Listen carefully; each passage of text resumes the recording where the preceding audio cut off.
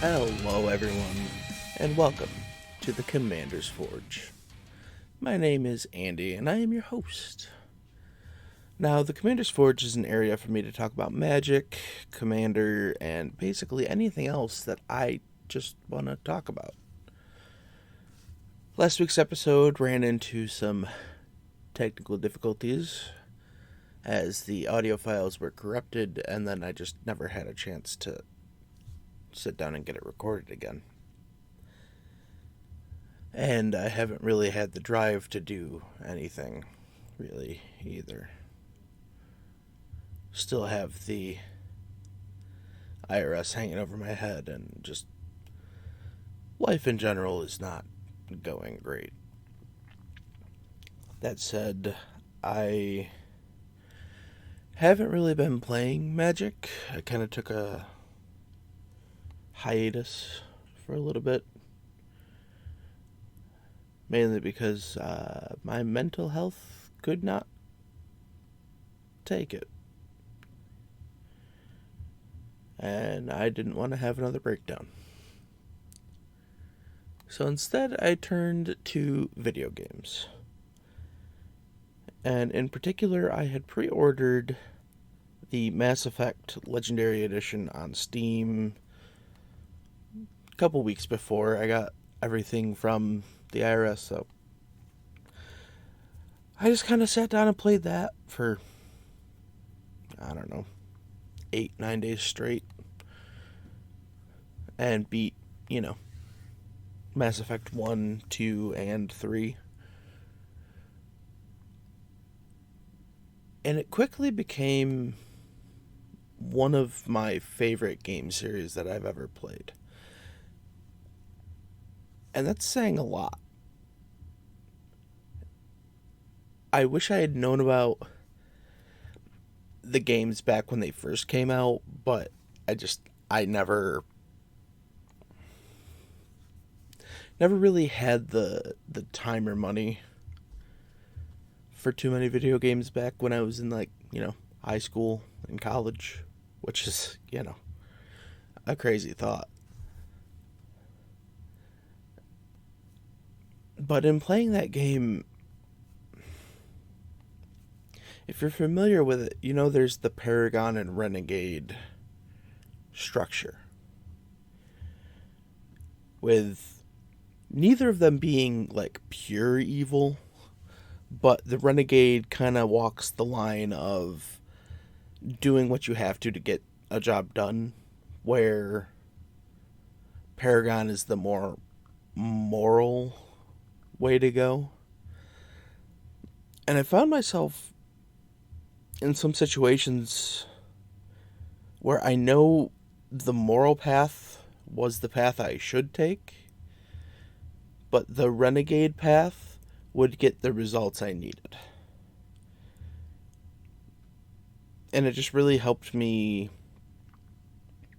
quantify why I tell myself I'm not a good person. So who knows, maybe these games were better therapy for me than I thought. Anywho, I recently beat the games, and I had nothing to do, so I just restarted one. And I think I'm just gonna go for a better playthrough, because the first one I did blind, and I just kind of blundered through it. And I think I might just, every day after work, I might just set up and stream for 2, maybe 3 hours, just to try and get back into it.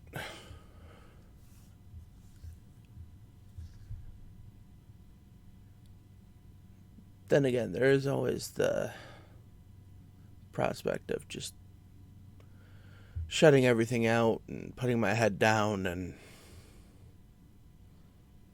just dealing with everything. But hey, we'll see.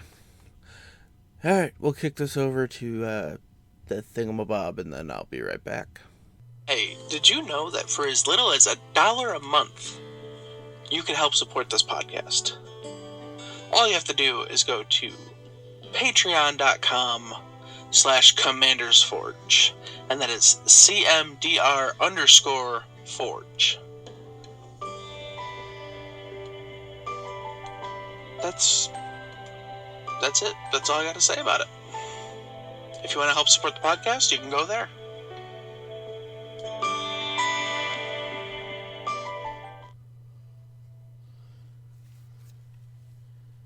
Alright, welcome back. Now, it's been difficult for me to get genuinely excited about Magic in the last couple of weeks.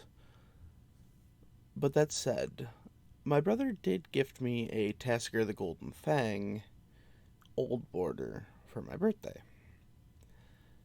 And Sultai isn't really something I usually work with. So I thought, why not? We'll give this a try. And the first thought that came to me was some kind of turns deck. And so I kind of started thinking, well, what would I want to do with turns? And then I thought, well, you could do like a Villainous Wealth control turns deck. And I was like, yeah, I don't hate that idea. But I had a lands deck. Red-green lands. And I think I'm going to turn it into Sultai lands control. So we're still going to run all the turns cards. We're going to run some counter magic, stuff like that. But the main goal of the deck is going to be put as many lands onto the battlefield as possible, turn them into creatures and win, or attrition everybody out. So let's just talk about like that main win condition. Besides, just Villainous Wealthing for 500 or whatever. The first thing we're going to look at is turning lands into creatures. And the couple of ways I have to do this are Sylvan Awakening, which is a sorcery for 2 and a green that says until your next turn, all lands you control become 2/2 elemental creatures with reach, indestructible, and haste. They're still lands. And we have an instant, Kamal's Will, for 3 and a green. And it says choose one. But if you control a commander, as you cast a spell, you may choose both. Until end of turn, any number of target lands you control become 1/1 elemental creatures with vigilance, indestructible, and haste. They are still lands. And you choose target creature you don't control. Each creature you control deals damage equal to its power to that creature. We're also going to end up running both of the Kamals that can animate lands into creatures. Minsuri, we want to weaponize our lands. Another way to do that is with Sylvan Advocate, which is a 2/3 for 1 and a green. It is an elf druid ally. It has vigilance, and as long as you control 6 or more lands, Sylvan Advocate and land creatures you control get +2/+2. So yeah, he becomes a 4/5, and he makes all your 2/2s into 4/4s or 1/1s into 3/3s. But weaponizing lands can also run into things like Zendikar's Royal, which is 3 green for an enchantment with landfall. And says whenever a land enters the battlefield under your control, you make a 2/2 green elemental creature token. So not a land, but every land makes us a creature. Similarly, we have Avenger of Zendikar, which is a 5/5 for 5 green. And when Avenger of Zendikar enters the battlefield, you create a 0/1 green plant creature token for each land you control. And then it has landfall that says whenever a land enters the battlefield under your control, you may put a +1/+1 counter on each plant creature you control. And then we have the Mac Daddy from the latest Zendikar set, Scoot Swarm. It's a 1/1 for 2 and a green. It has landfall. Whenever a land enters the battlefield under your control, you create a 1/1 green insect creature token. But if you control 6 or more lands, you create a copy of Scoot Swarm instead.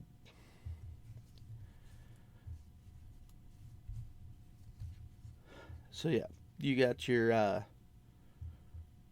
make a lot of creatures, make a lot of creatures, and make a lot of creatures. But what about weaponizing the lands in another way? Well, this one comes in a different way. And it starts with exploration. Single green enchantment, you may play an additional land on each of your turns. Pretty innocuous, doesn't seem that dangerous, right? Well, Wayward Swordtooth is a 5/5 dinosaur for 2 and a green that says you may play an additional land on each of your turns. It also has Ascend, and it can't attack or block unless you have the City's Blessing, which means you have to have 10 permanents. Regardless. And then Azusa Lost But Seeking is 2 and a green for a 1/2, and you may play 2 additional lands on each of your turns. Now you might be thinking, how exactly are we going to weaponize this? Well, that comes with the next 3 cards.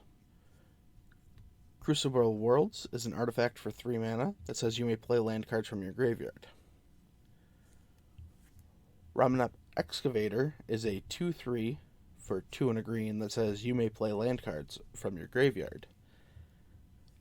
And Ancient Green Warden is a 5/7 for 4 green with reach that says you may play land cards from your graveyard, and if a land entering the battlefield causes a triggered ability of a permanent you control to trigger, that ability triggers an additional time. So we can play additional lands, we can play them from our graveyard, but how do we weaponize them? Well, in layman's terms, it's called a strip mine lock. Because strip mine is a land that can either tap to add 1 colorless mana to your mana pool, or you can sacrifice strip mine to destroy target land. This is the best of them, but we are also running Wasteland, which is a land that taps for a colorless mana, and you can tap it and sacrifice Wasteland to destroy target non-basic land. And then we have Ghost Quarter, which is a land that taps for 1, and you can tap it and sacrifice Ghost Quarter to destroy target's land. Its controller may search his or her library for a basic land card and put it onto the battlefield, then shuffle his or her library. And then Field of Ruin, which is the worst of the bunch, is a land that taps add colorless, and you can pay 2 and tap it to sacrifice Field of Ruin to destroy target non-basic land an opponent controls. Each player searches his or her library for a basic land card, puts it onto the battlefield, then shuffles his or her library.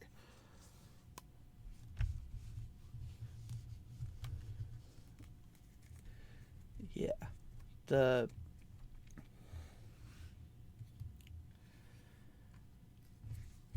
I don't think this deck is going to be one that I pull out against many casual decks, considering this deck is probably going to attempt to lock everybody out of the game with, turns and by destroying their lands.